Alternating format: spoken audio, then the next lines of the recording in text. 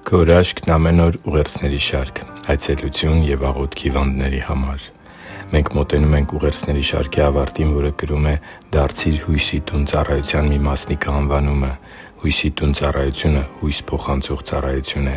Մարդու համար ամենակարևոր բաներից մեկը սեփական առողջությունն է, և առողջական խնդիրները ու հատկապես ծանր հիվանդությունները կարող են իրական անհուսություն բերել մարդու կյանքում։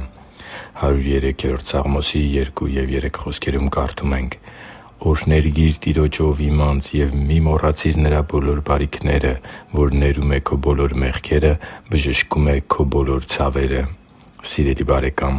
Աստված ներում է Տեր Հիսուս Քրիստոսի ուսուցումներին հավատացող մարդկանց հանցանքները։ Մարդու կյանք այցելած շատ հիվանդություններ Նրա գործած մեղքերի բնական հետևանքներն են։ Երբ մարդն ապրում է մեղքի կյանքով, նա դուռ է բացում չարի համար, որն էլ ազատ մուտք ու ելք է ունենում նրա կյանք։ Հետևանքը չարիքն է, որը կարող է այցելել մեղքի կյանքով ապրող մարդուն թե՛ հիվանդությունների, թե՛ տագնապների, թե՛ անհուսության և թե՛ այլ չարիքների տեսքով։ Աստված բժշկող և վերականգնող Աստված է։ Նա ելք ունի մարդու համար անելանելի ցանկացած իրավիճակից։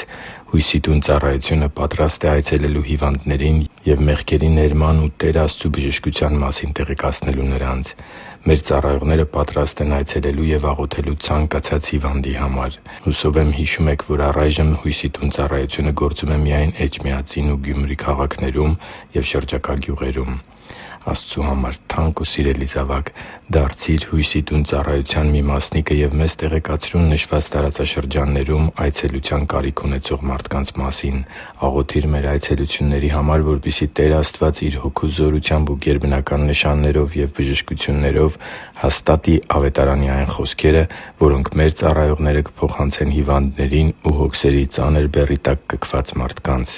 Տեր Աստծու ողորմությամբ մենք գտել ենք անհուսության կյանքից ազատվելու ճանապարհը և մեծ ցանկություն ունենք այդ մասին պատմելու մյուս մարդկանց, որոնց ցավերին ու հոգսերին քաջատեղյակ ենք, քանի որ ինքներս էլ մի ժամանակ տառապել ենք այդ նույն խնդիրների պատճառով։ Տեր Հիսուսը սովորեցնում էր, որ հիվանդներին այցելելն իրական աստվածապաշտության դրսևորումներից մեկն է։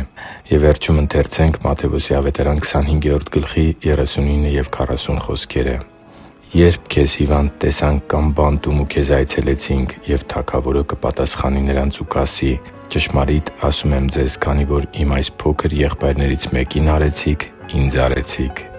Հիշի՛ր, որ դու Աստծո հրաշքն ես, և Աստված սիրում է քեզ։ Շնորհակալ եմ, որ դու կա՛ս։